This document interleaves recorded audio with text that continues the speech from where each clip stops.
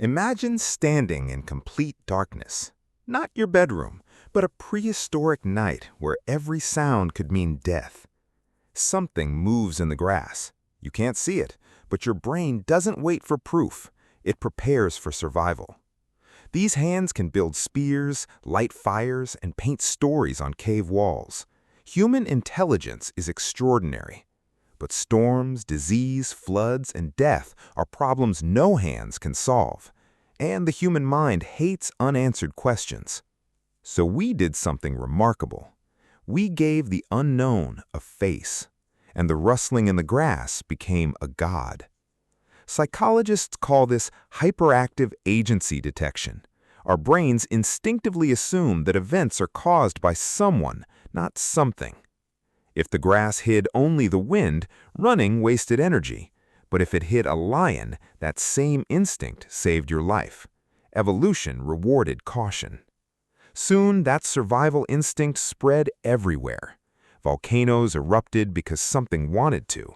Rivers flooded because something was angry. The sun became a god. The sea became a god. Thunder became the voice of an invisible power watching the world.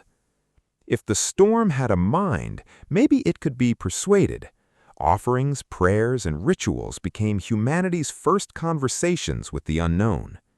Early humans faced droughts, plagues, and earthquakes with no medicine, no science, and no way to predict what came next. You can't fight a drought or argue with a tsunami. Nature doesn't negotiate, but people desperately needed something that would. A god could be pleased, angered, or forgiven.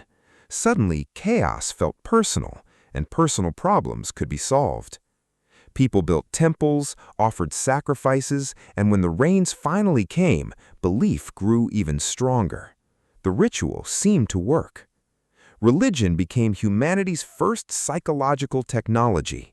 It transformed fear into action and uncertainty into hope. Many rituals even had unexpected benefits. Washing before meals reduced disease. Moral rules discouraged violence and strengthened communities. But another challenge remained. Our brains naturally trust only a limited number of people, around 150. So how did tiny tribes become thriving cities? The answer wasn't stronger muscles. It was a shared belief powerful enough to unite strangers. The solution was surprisingly simple. Create an invisible referee, one who could see every action, even when no human was watching. Modern experiments show that even a picture of watching eyes makes people behave more honestly. Imagine believing an all-seeing God was always present. Shared belief allowed thousands of strangers to trust one another. It became the invisible foundation on which civilizations were built.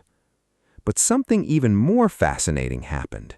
We didn't just invent gods, we slowly shaped them to reflect ourselves.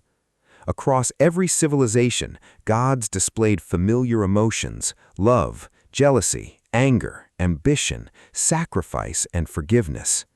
Whether it was Loki creating chaos or Indra losing his throne through pride, divine stories echoed human behavior. Our strengths and weaknesses didn't disappear. They were simply magnified, wrapped in myths, and given the power of lightning and heaven. Perhaps the gods were never distant beings in the sky. Perhaps they were reflections of the human mind itself, our fears, dreams, and highest ideals. Then everything changed. Science began revealing answers once hidden in mystery. Telescopes explored the universe. Medicine uncovered disease. Humanity started explaining nature without the supernatural. Today, we live in a world of satellites, supercomputers, and space telescopes. Yet billions still pray, gather in temples, churches, mosques, and sacred places, searching for meaning beyond themselves. Because science explains how the universe works, but questions about purpose, loss, hope, and mortality still live inside every human mind. And if you look closely, the same ancient instincts appear everywhere, in technology, politics, sports, and online communities. We still seek tribes. We still seek shared stories. Thousands of years ago, we created gods to explain the storm. Today, we search for answers in a far more complex world. But the search itself has never ended. Perhaps what makes us truly human isn't having all the answers. It's refusing to stop asking the questions, even when the universe remains silent.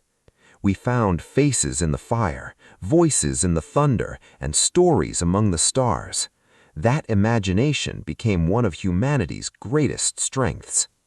The same imagination built pyramids, composed symphonies, launched rockets into space, and continues pushing civilization towards impossible dreams. So maybe the story of gods was never only about heaven. Maybe it has always been the story of the human mind, its curiosity, its fears, and endless search for meaning. And that story